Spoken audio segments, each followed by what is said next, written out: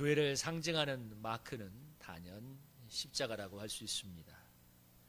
거의 모든 교회의 종탑에는 십자가가 달려있고 교회를 상징하는 표식은 십자가를 표시합니다. 수많은 기독교 문양에도 십자가가 들어가 있고 십자가 목걸이도 가지고 있죠. 우리에게 기독교 이미지 중 십자가만큼 친숙한 것은 없습니다. 그러나 십자가의 이미지가 친숙한 것과 그 십자가가 주는 그 나를 향한 대속의 의미를 내가 실존적이고 현지적으로 깨닫고 느끼고 그 은혜로 살아가는 것은 정말 별개의 문제입니다.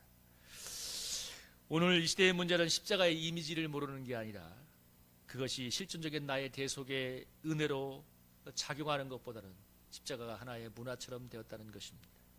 그래서 정치인들도 그러잖아요. 십자가를 지겠다고 예수님의 십자가를 갖다가 외지간히 갖다 팔아먹습니다.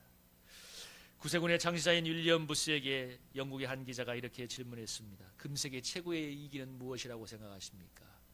윌리엄 부스가 주저없이 대답했습니다. 금세계 최고의 이기는 경제 문제나 군사력의 문제가 아니라 교회에 중생하지 아니한 그리스도인이 많아지는 것과 그리고 목사들이 천국과 지옥을 잘 설교하지 않는 것이라고 대답했습니다.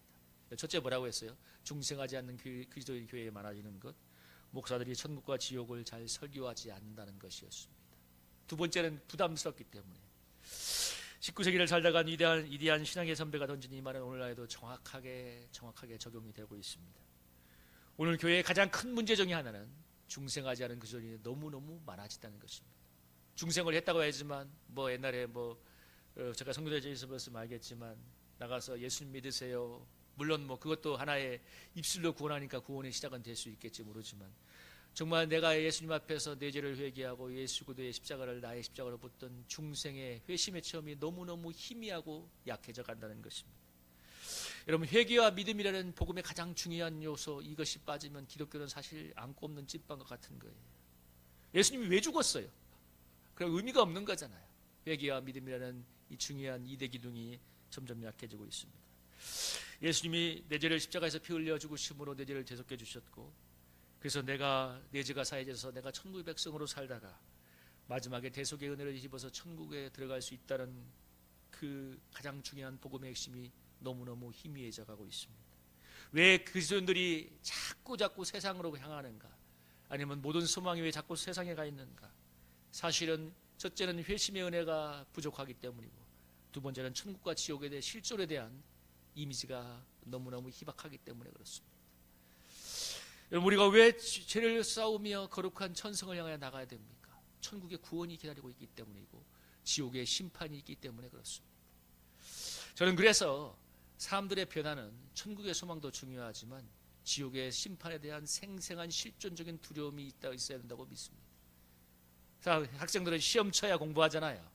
심판이 있어야 사람들은 회개를 합니다. 예수님이 나의 죄를 대속한 대속의 은혜가 없는 기독교 신앙은 고상한 교양이나 취미생활에 불과한 것입니다. 그냥 주일 예배드리고 봉사하고 헌금 정도 하는 것은 고상한 봉사생활이나 교양생활이지 그것이 기독교 생활과는 사실 별로 상관이 없습니다. 그냥 기독교 문화를 어쩌면 향유할 뿐입니다. 오늘날 이 교회에 이런 사람들이 너무 많아진다는 거 정말 심각한 문제고 교회의 최대의 이익입니다. 교회가 세상을 변화시키겠다, 정치를 어떻게 하겠다, 아무 의미 없는 얘기예요. 내가 회개하지 않고 지금 내 죄를 회개하지 않고 내가 예수님의 십자가 옆에서 무릎을 꿇지 않는 신앙은 정말 하나님 볼 때 교만하고 어리석은 신앙입니다. 현지적으로 내 죄를 회개하고 예수님의 보혈을 거듭을 인부어 제사함 받는 대속의 은혜가 없다면 그건 정말 신앙의 핵심에서 점점 멀어져 가는 것입니다. 대속의 은혜를 모르거나 아니면 언제 알았더라도 점점 희미해진 사람들에게 나타나는 가장 큰 특징은 첫째는 신앙의 매너리즘이 나타나는 것이고 점점 자기의가 늘어간다는 것입니다. 당연한 거 아니겠어요? 대속의 은혜가 점점 말라가는데 자기의가 늘어가죠. 은혜가 아니라 이제 정말 내 의가 더 자꾸 들어가지 않습니까? 불평이 많아지고 판단과 정죄가 많아지고 감사와 감격이 사라지고 대속의 은혜가 없을 때 당연히 나타나는 결과물입니다. 오늘 우리가 성찬식을 제면서 가장 중요한 것은 대속의 십자가를 실존적으로 현재적으로 다시 한번 대면하는 것입니다. 내가 마시는 성찬의 포도주는 내 죄를 사하기 위해서 실은 죄사함을 얻게 하려고 피 흘린 예수님의 피고 내가 먹는 떡은 내 죄를 사하기 위해서 십자가에서 그 몸을 상한 예수님의 몸인 것을 믿고 고백합니다. 그 생생한 감격 속에 오늘 성찬을 대하는 것이 중요한 것입니다. 그런 면에서 오늘 53장의 말씀은 십자가를 점점 상실해가는 오늘 이 시대에 아주 직설적으로 얘기하죠. 여러분 5절을 한번 읽어볼까요? 한번 읽어보겠습니다. 시작. 그가 찔림은 우리의 허물 때문이요 그가 상함은 우리의 죄악 때문이라. 그가 징계를 받음으로 우리는 평화를 누리고 그가 채찍에 맞음으로 우리는 나음을 입었도다. 아멘. 여러분 오늘 이사야 선지자는 정확하게 말하고 있습니다. 그가 찔림은 우리의 허물 때문이고 그가 상함은 우리의 죄악 때문이라. 그가 징계를 받음으로 우리는 평화를 누리고 그가 채찍에 맞음으로 우리는 나음을 입었도다. 성경에서 이렇게 예수님의 십자가의 직접적인 의미를 설명하는 구절은 이것이 유일무이할 것입니다. 물론 노마스에도 나오지만 이사야 선지자가 감동을 받았던 예언의 메시지입니다. 여러분 죄는 단순히 도덕적이고 법적인 문제가 아닙니다. 도둑질하고 거짓말하고 이런 차원이 아니고 하나님과의 관계의 문제고 하나님보다 철저히 자기 중심으로 살아가는 모든 죄성을 말합니다. 선악과를 따먹고 범죄한 인간의 마음은 언제나 하나님을 내 중심에서 살아나고 내가 왕이 되어서 내 마음대로 살아가고 싶은 강한 죄성이 있습니다. 그래서 여러분 세상 사람들에게 세상 사람이 다 쫓아가도 사람은 나의 관계란 일이면 철저하게 사람이 예민해집니다. 다른 건 다 용서하지만 내 자존심만큼은 건드린 사람은 용서를 못하고 다른 건 다 참아줄 수 있지만 내 이익을 침해하는 것만큼은 찾기가 힘이 듭니다. 자짜 돌리면 걸리면 사람들은 넘어지게 만들어야겠어요.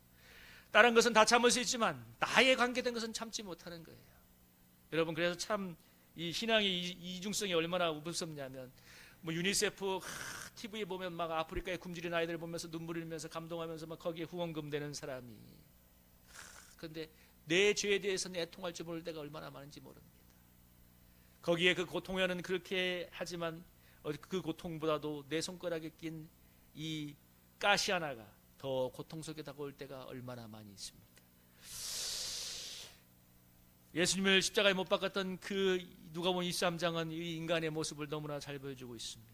여러분 이 34절에 뭐라고 했어요? 예수님이 아버지여 저들을 사하여 주옵소서 자기의 죄는 것을 알지 못합니다 하니까 그 예수님을 못 박았던 그들이 군병들이 뭐라고 했습니까? 그의 옷을 나눠 제비 뽑으셨어요. 예수님의 옷을 제비 뽑으면서 서로 가지기 위해서. 그래도 그 당시에 옷감이 돈이 되니까 그걸 제비 뽑아서 가지려고 휘당락거리고 있고 백성은 구경하고 관리들은 비웃고 조롱하며 군인들은 희롱을 하면서 네가 하나님의 아들이면 너를 구원해라 하면서 조롱을 던지고 있습니다.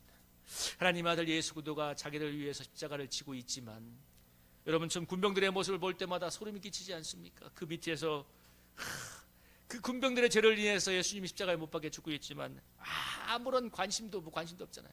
오직 자기 앞에 눈앞에 있는 그 옷을 제비 뽑아서 자기할 욕심밖에 없지 않습니까?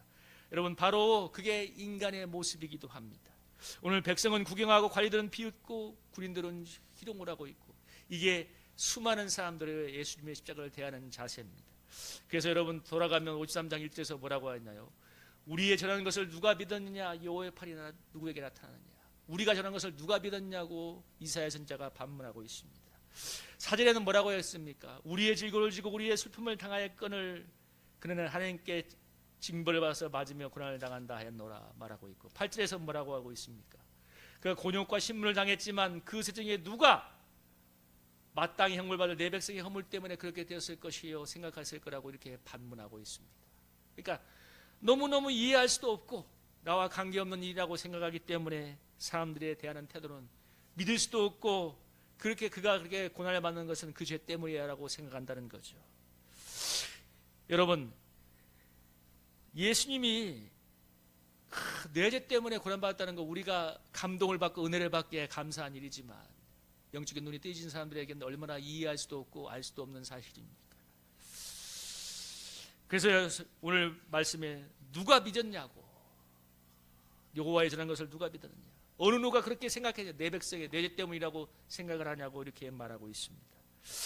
그래서 여러분 오늘 우리가 가장 감사해야 될 것 중에 하나가 뭐냐면 이 예수님의 십자가의 은혜도 중요하고 너무 감사한 일이지만 내가 이 시간 이 은혜를 영적인 눈이 떠서 깨닫고 내가 이 은혜를 붙들 수 있다는 사실 그것이 얼마나 큰 은혜인가를 믿으시기를 축복합니다.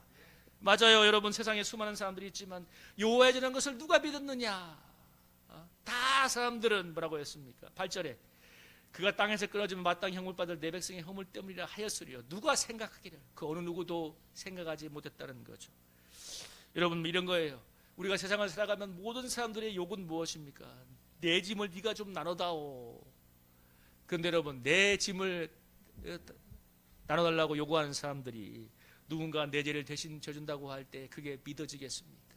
여러분, 다 내 거를 갖고 내 이익을 갖고 내 이익을 가져가려는 사람들이 나의 짐을 조금 누군가 맡아줬으면 좋겠는 그 인간의 마음에 누군가 내 짐을 대신 돌리려고 한다는 것, 그게 믿어질 수 없는 사실이죠. 여러분, 만약 누군가의 죄를 위해서 나와 아무런 상관없거나 나와 원수 같은 사람을 위해서 내 아들을 십자가에 죽는 데 내어달라고 할 때 제가 뭐라고 대답할까요? 여러분은 뭐라고 대답할까요? 저는 이럴 것입니다. 만약 정말 불가피하게 그렇게 해야 된다면 저는 제가 대신 죽겠습니다. 이렇게 주저없이 말할 것입니다. 그래서 이 사랑은 인간의 생각으로도 인간의 이성으로도 마음으로도 전혀 깨달을 수 없는 사랑입니다. 이 시간 이 은혜가 나에게 깨달아질 수 있다는 사실, 그리고 내가 그 은혜의 깨달음의 자리에 와 있다는 사실을 정말 감사하시기를 축복합니다. 오늘 뭐라고 했습니까? 오늘 제가 이사야서 53장을 읽으면서 느낀 것은 세 번에 걸쳐서 뭐라고 얘기하냐면 우리가 전한 것을 누가 믿었어? 4절에 뭐라고 얘기하고 있어요? 그는 우리의 질고를 지고 우리의 승품을 당하였거늘 그런 생각하기를 징벌을 받아 하나님께 맞으며 고난을 당한다 하노라. 자기 죄 때문에 고난을 당한다고 하고 있고 8절에도 뭐라고 합니까? 그 세대 중에 누가 생각하기를 그가 살아있는 장에 땅에서 끊어지면 마땅히 형받을 내 백성의 허물 때문이라 하였으며 어느 누구도 그것이 내 죄 때문이라고 생각하지 않는다고 말합니다. 그런데 그것이 오늘 내 죄 때문에 예수님이 십자가에서 고난받으셨다고 여러분 믿어지고 깨달아지는 것, 그것이 얼마나 택한 자의 은혜입니까? 여러분, 우리가 이 은혜를 받았기 때문에 천국에 들어갈 줄로 믿습니다. 여러분, 우리가 살아가는 동안 무엇보다 놓치지 않을 것은 바로 이 절절한 대속의 은총입니다. 여러분, 마지막 심판의 때에 주님은 우리에게 물으실 것입니다. 여러분, 저나 여러분이가 우리의 마지막 심판의 모습을 한번 상상해 볼까요? 우리가 주님의 심판대 앞에 갔을 때 주님이 우리의 삶에 대해서 다 알고 계시고 낱낱이 기록해 놓고 물으실 거 아닙니까? 저나 여러분이나 한번 물어봅시다. 정직하게. 정말 하나님의 거룩한 심판의 기준으로 말씀을 넣고 우리를 심판대에 올린다고 생각할 때 어느 누가 거기를 통과할 수가 있겠습니까? 한번 생각해 봐요. 여러분, 어제도 여러분의 삶을 한번 돌이켜 보십시오. 나는 입술로 얼마나 많이 범죄했고 마음으로 얼마나 많이 판단했고 이 세속에 물들어 살았는지, 그런 삶이 그렇게 오래 계속되었는데도 그 삶을 하나님이 낱낱이 개체량을 달아본다면 천국의 문을 통과할 사람이 어느 누가 있겠습니까? 그러나 주님의 은혜로 예수 그리스도의 십자가의 은혜가 내 죄를 사할 것을 믿고 그 겸손하게 그 주님의 은총을 의지하는 그 믿음을 보시고 천국으로 인도하는 사실, 얼마나 감격적이고 얼마나 감사한 사실입니까? 여러분, 그래서 오늘 우리가 이 잔을 마실 때마다 여러분, 이 은혜가 우리 마음에 정말 샘물처럼 솟아나는 은혜가 있기를 주님의 이름으로 축복합니다. 여러분, 저는 이 오늘 본문을 보면서 한 가지 더 참 은혜가 되었던 것은 7절에 말하여 있습니다. 그가 곤욕을 당하여 괴로울 때 그의 입을 열지 아니하였으며 마치 소수상으로 끌려가는 양과 털 걷는 자 앞에 잠잠한 양같이 그의 입을 열지 않았도다. 여러분, 예수님이 십자가에 억울하게 아무 죄 없던 예수님이 십자가에 못 박혀 죽으셨지만 뭐라고 하고 있습니까? 털 깎는 자 앞에 잠잠한 양같이 그의 입을 열지 아니하였다고요. 제가 이가 은혜가 된 것은 제가 말이 너무 많은 사람이기 때문에 그래요.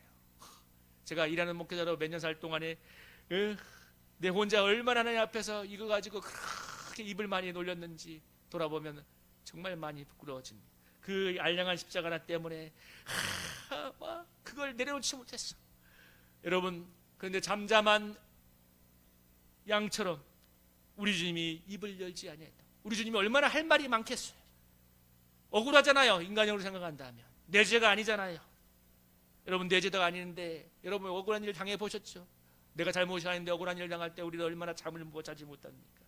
그런데 예수님은 우리의 모든 죄를 크게 담당시킨 하나님의 사랑에 아시기 때문에 잠잠한 양같이 입을 열지 아니하고 그 길을 걸어갔습니다. 여러분, 그렇게 주님이 아무런 불평 없이 잠잠한 털 깎는 앞에 어린 양처럼 십자가를 지셨기 때문에 우리에게 대속의 은혜가 임한 줄로 믿습니다. 그래서 여러분, 우리가 앞으로 길을 가는 동안 우리도 잠잠한 양처럼 십자가를 지고 걸을 수 있기를 소망합니다. 사실 우리 교회 너무 말 많잖아요. 우리 교회들도 목사들도 그렇고 교인들도 너무 말이 많아요. 너무 세상을 판단하고 정죄하고, 아니 여러분, 정말 우리 대안의 이 땅의 그리스도인들이 정말 잠잠한 어린 양처럼 입을 열지 않고 회개의 심정으로 십자가의 길을 걸어간다면 하나님이 이 나라도 하나님의 방법으로 아름답게 세워주실 줄로 믿습니다. 여러분, 이 시간 성찬의 잔을 대하면서 이 마시는 잔이 나를 위해 저를 위해서 피 흘려 대속에 흐르는 예수님의 피고, 이 성찬의 떡이 나를 구원하기 위해서 고난받은 예수님의 몸임을 기억하면서 그 은혜가 이렇게 우리의 심령에 새로 발견되어지고 샘물처럼 쏟아나는 그런 성찬식이 될 수 있기를 주님의 이름으로 축복합니다.